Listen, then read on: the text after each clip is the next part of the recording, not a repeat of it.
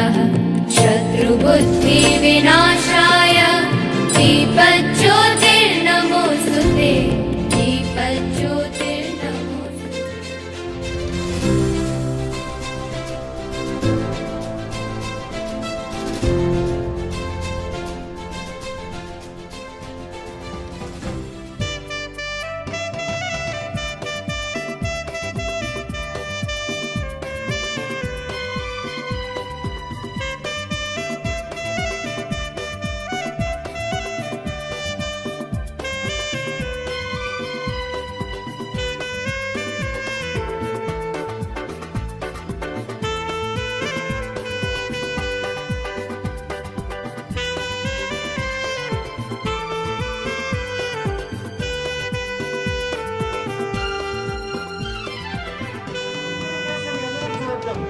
ఎన్నో రోజులు నాన్నకు పిల్లలకు వండి పస్తులుండే అమ్మ దగ్గర జీవిత పాఠాలు నేర్చుకున్న స్టూడెంట్ నెంబర్ 1 ప్రాంతాలైన బొమ్మలక్ష్మీపురం ఎల్బిఎన్ పేటలో నివసించడం వలన కమ్యూనిస్టు భావజాలంతో ముడిపడిన సాహిత్యం చేరువైంది.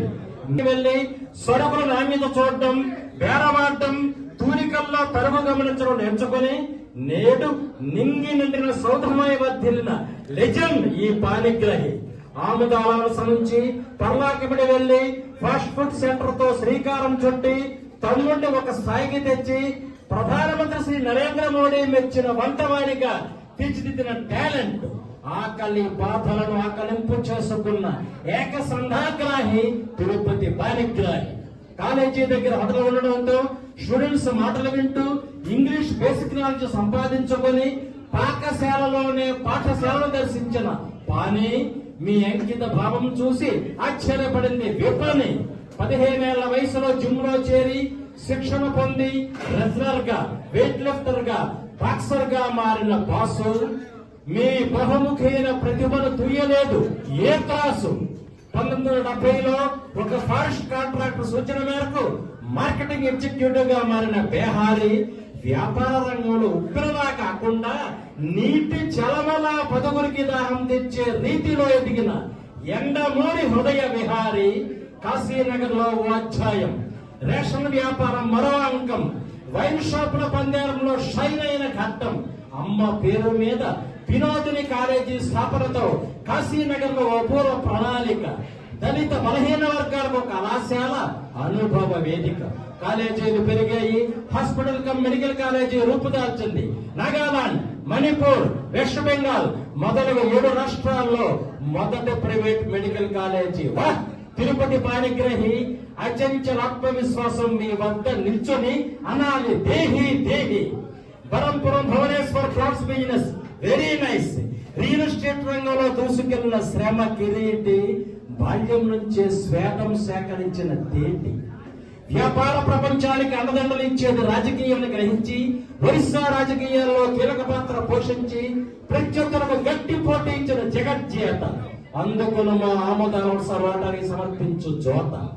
ఇప్పుడు మైన్స్, భూములు, తోటలు ఇవి తిరుపతి పాణిగ్రహిని అంతరంగంలో దాచుకున్న కృషి ఫలాలు. టేబుల్ సుదుర్చే స్థాయి నుండి కీర్తి సెగలో రత్నాలముర్చే స్థాయికి ఎదిగిన ఎవర్ గ్రీన్ హీరో. ప్రపంచ ప్రఖ్యాత రమణ రచయిత్రి ఎండమూరి వీరేంద్రనాథ్ గారు మీపై ఒక గ్రంథం రాశారంటే అంతకంటే మించిన అవార్డు ఏది? 1955 జూలై 24న పర్లాకిబడిలో పురుషోత్తం పాణిగ్రహి వినోదిని దంపతులు జరిగించిన జాగృతి శిఖరం. మామయ్య కూతురు పుష్పాంజలి మీ సంసారాలకు చుక్కాని, మీ సతీమణిగా ఆమె పాత్ర చెక్కు చెదరని స్నానానికి గని. పెద్ద కుమారుడు Suresh Panigrahi medical college managing trustee. రెండో పుత్రుడు రూపేష్ పాణిగ్రహి బిజినెస్ మేనేజర్ మీ రాజకీయ వారసుడు. మూడో doctor Rakesh Panigrahi paediatric specialist. పెద్ద కోడలు సావిత్రి పాణిగ్రహి కాలేజీ బడ్జెట్ నిర్వహణలో సమర్థురాలు. రెండో కోడలు స్కిల్ డెవలప్మెంట్ సాఫ్ట్వేర్ కంపెనీ అధినేత్రి. చిన్న కోడలు అంకిత ఫిజియోథెరపీ కాలేజ్ అకాడమిక్ అడ్మినిస్ట్రేటర్. మనవరాళ్ళు మీ ఆశయాగంలో మేము సైతం అంటున్న మెరికలు. మిమ్మల్ని ఆవిష్కరించడానికి చాలని సన్మాన పత్రం. పస్తులున్న స్థాయి నుంచి ఆస్తులు ఆర్జించిన మీ కఠోర శ్రమను ప్రస్ఫుటించడానికి అక్షరాల ఆత్రం. మీది సెల్ఫ్ కాన్ఫిడెన్స్. మీ లైఫ్ లో ప్రతి దృశ్యం తరతరాలకు లెసన్స్ చూపే లెన్స్. అక్రమార్జం లేని విక్రమార్కులు మీరు. మీ బాల్యం ఆముదాల వలస నేలపై చిగుళ్ళు తొలగడం ఓ చరిత. మిమ్మల్ని సత్కరించడం రోటరీ సంస్థకు ఘనత. దాంతో చదువుకోలేకపోవడానికి చిన్న కారణం డబ్బులు లేకపోవడం. కానీ చదువు ఆపేసిన తర్వాత నేను చెప్పాను, కృష్ణ హోటల్లో మా మామయ్య గారి దగ్గర పనిచేసేవాళ్ళం. 1 గంట 2 గంటల వరకు పనిచేసిన తర్వాత స్నానానికి వెళ్ళేవాడిని మీ రైల్వే స్టేషన్లో. అక్కడ స్నానం ప్లాట్ఫామ్ మీద నీళ్లు, బ్యూటిఫుల్ నీళ్ళు వచ్చేవి. అక్కడ వైట్ సబ్బు, అప్పుడు బట్టలు ఉత్తుకునే సబ్బు, దాంతో దానికన్నా చెప్పి అది అది ఆ సబ్బుతో తలలు. అది అంత కాస్ట్ కాదమ్మా, చాలా కాస్ట్ క్వశ్చనే లేదు కదా. అయితే ఆ ఆనందం అనేది ఏదైతే ఉండేదో, అదే టేబుల్లో హోటల్లో భోజనం చేసి అయిపోయిన తర్వాత రాత్రికి లైన్గా టేబుల్ ఉండేవి. ఆ టేబుల్లో అంకం పంచుకొని దాని మీద టవల్ అనే దుప్పటి కిందన ఏదైతే జిడ్డుగా ఉండేదో దాని మీద నడుచుకుంటూ దాని మీద పడుకోవడానికి ఆత్రత, ఫ్యాన్ కింద పడుకోవడానికి కాంపిటీషన్. ఫ్యాన్ కింద పడుకోకపోతే దోమలు, ఫ్యాన్ కింద ఎవడు ముందుగా టవల్ వేస్తే వాడు. ఈ ఇక్కడ ప్రస్థానం మొదలైన తర్వాత మా నాన్నగారు మళ్ళీ మాది పడడానికి, మా నాన్నగారు వ్యాపారం చేయడానికి వచ్చారు ఇక్కడికి. ముందు భగవాన్ గారు ఇప్పుడు ఏదైతే హోటల్ ఉందో ఆ హోటల్ ముందు శివనారాయణ గారు ఉండేది. మేము హోటల్ అద్దె తీసుకుని ముందు హోటల్ మా నాన్నగారు నడిపించేవారు. అప్పుడు పండా విశ్వనాథం గారు పెద్ద బట్టల షాప్, జేకే పండా విశ్వనాథం గారు. అయితే ఆ ఆందాల వలస నా మనస్సులో ఇప్పటికి కూడా అలాగే ఉన్నదని చెప్పడానికి కారణం, ఈ మట్టి నన్ను మనిషిగా తయారు చేయడానికి. స్నేహితులైతేనేమి, ఈ వ్యవస్థ అయితేనేమి, ఇక్కడ ఉన్న వాతావరణం నన్ను ఈరోజు భారతదేశంలో నా సోదరులు చెప్తుండేవారు ఏంటని కాదు, 3 మెడికల్ కాలేజ్, 3 మెడికల్ కాలేజీలు. ఒకటి భువనేశ్వర్లో first private medical college north ఈస్ట్లో, 7 రాష్ట్రాల్లో, అప్పుడు త్రిపుర, వెస్ట్ బెంగాల్, అస్సాం, బీహార్, మణిపూర్, నాగాలాండ్ ఇక్కడ medical college, private medical college లేదు.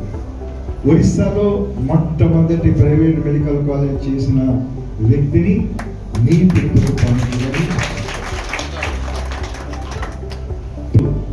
మళ్ళీ రౌర్కెలాలో, రూర్కెలా అంటాం దాన్ని, రూర్కెలాలో మెడికల్ కాలేజ్. పెద్ద స్వామి వెంకటేశ్వరుడు, అక్కడ ఎయిర్పోర్ట్కి ఎదురుగా 750 బెడ్ల హాస్పిటల్. బాలాజీ మెడికల్ కాలేజ్ 150 మంది ఎంబీబీఎస్ స్టూడెంట్లతో 3 సంవత్సరాలుగా 450 మంది స్టూడెంట్లు జాయిన్ అయ్యి ఉన్నారు. ఈసారి మాకు పీజీ వస్తుందని చెప్పడానికి గర్విస్తున్నాను. మెడికల్ కాలేజీల్లో 1200 బెడ్ల హాస్పిటల్ భువనేశ్వర్లో అయితే, 650 బెడ్ల హాస్పిటల్ రూర్కెలాలో అయితే, 750 బెడ్లు అవుతుంది తిరుపతి. నా దగ్గర 7,000 మంది నాతో కలిసి జీవిస్తున్నారని చెప్పడానికి, పని చేస్తున్నారు. ఇప్పుడు దాంట్లో డాక్టర్ గారికి తెలుసు, ఒక మెడికల్ కాలేజీలో 280 మంది డాక్టర్లు కావాలి, దాంట్లో 60 మంది ప్రొఫెసర్లు కావాలి. ఈరోజు వేదికని అలంకరించిన రోటరీ పెద్దలు, అలాగే శాసనసభ్యులు మన కె రవికుమార్ గారు, గవర్నర్ డాక్టర్ కళ్యాణ్ చక్రవర్తి గారు, అసిస్టెంట్ గవర్నర్ రాజాబాబు గారు, ఇప్పుడు ప్రెసిడెంట్గా బాధ్యతలు తీసుకున్న చౌదరి గారు, అలాగే సెక్రటరీగా బాధ్యతలు తీసుకున్న వెంకయ్య బాబు గారు, ఇతర పెద్దలు, అలాగే సభ సముఖంగా కూర్చున్న ఆందోళన పెద్దలందరికీ పేరు పేరున నమస్కారాలు, శుభాకాంక్షలు. ఈరోజు అత్యంత అందరికీ ఆనందమైన విషయం, మాకు వ్యక్తిగతంగా వచ్చి రోటరీ ఫ్యామిలీ వారు ఇన్వైట్ చేశారు నన్ను, నాన్నగారికి. ఈరోజు అందరం కుటుంబ సభ్యుల్లో కూర్చొని ఓల్డ్ మెమరీస్ని నాన్నగారు చెప్తున్నప్పుడు, నేను చిన్నప్పుడు మా అమ్మమ్మ తాతయ్య గారు ఊరు కూడా ఇక్కడే, మా మాయలందరూ ఇక్కడే పెద్దలు అయ్యారు. కాబట్టి నేను ఎన్నోసార్లు ఇక్కడే రైల్వే స్టేషన్లో కూడా స్నానం చేసిన రోజులు ఉన్నాయి.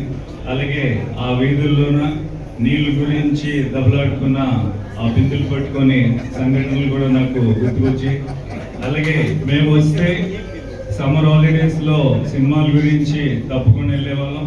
అలాగే శ్రీకాకుళం కూడా వెళ్ళి రోజుకి 4 షోలు చూసుకుని వచ్చే రోజులు కూడా ఉన్నాయి. ఇవన్నీ ఇప్పుడు మాకు చాలా స్వీట్ మెమరీస్గా ఉన్నాయి. కానీ వీటన్నింటిలో నాన్నగారు ఎప్పుడైతే చెప్తున్నాం, అప్పుడులో మేము అందరూ హోటల్ బిజినెస్లో ఉండేవాళ్ళం కాబట్టి కష్టకాలు అనేది ఏంటో చాలా దగ్గరలో చూసేవాళ్ళం.